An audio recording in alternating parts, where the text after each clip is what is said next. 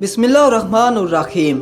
मैं सड़क के किनारे खड़ा एक दोस्त का इंतज़ार कर रहा था कि इतने में एक लड़की भीख मांगने के लिए मेरे सामने रुकी।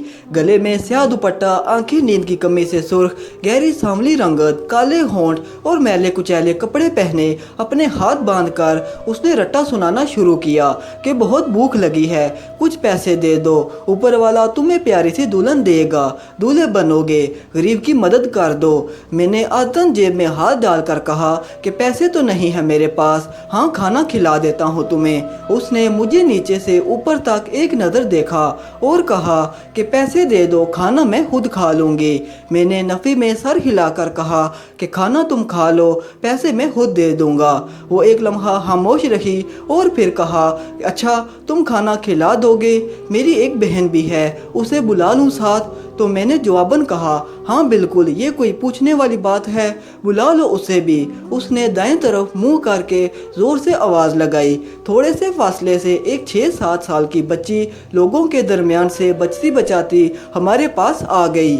उसने मेरी तरफ देखकर बच्ची के सर पर हाथ फेरते हुए कहा, आओ बानो, खाना खिलाऊं तुम्हें। हम पास के एक होटल में गए और खाना लगाने का कहा।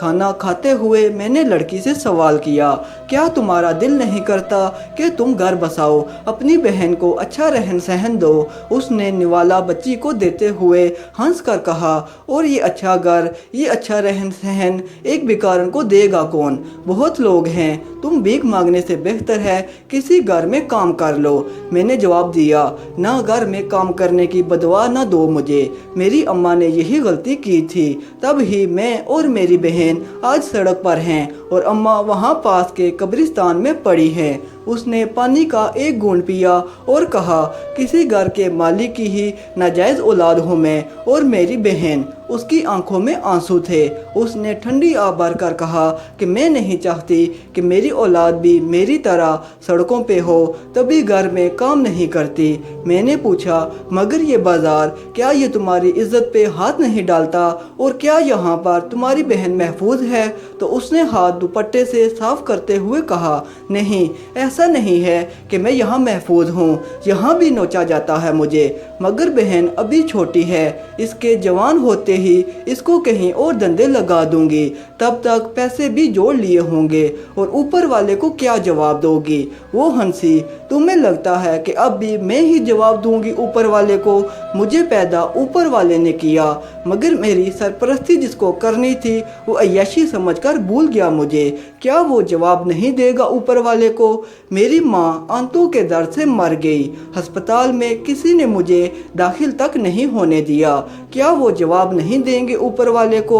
उसके लहजे में सख्ती थी। उसने मेरी तरफ उंगली करते हुए कहा, तुम मर्द जवाबदाह हो ऊपर वाले को, तुम्हें हमारी सरपरस्ती सौंपी गई है ना, तुम्हारा बनाया हुआ है ये माशरा, तुम जवाब दोगे ऊपर वाले को? एक कमज़ोर लड़की पे ऐसी नौबत कैसे आई कि वो अपना जिस्म बेचकर पेट पालती रही अपना?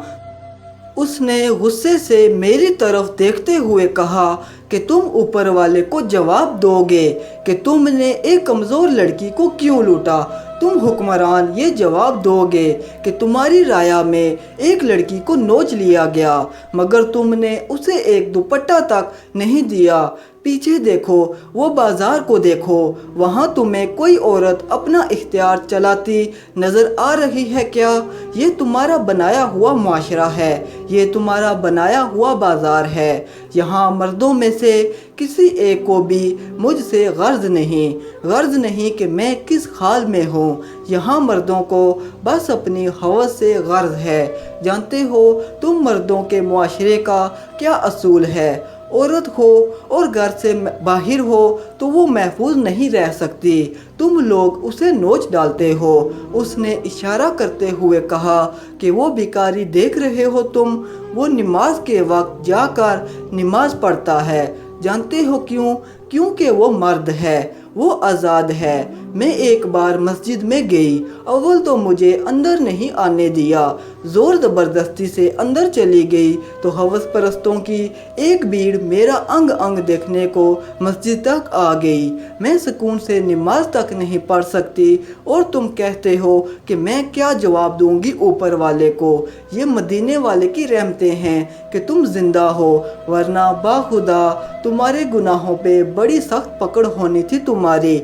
मर्द कमज़ोर लड़की को देखकर असूल बनाता है कि अपनाना कभी नहीं और छोड़ना भी कभी नहीं। मैं खामोश था, मेरे पास कोई अल्फाज नहीं थे।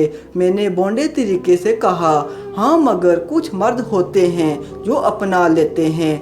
वो तंजन हंसी, अच्छा ऐसा भी होता है तो फिर अभी देख लेते हैं।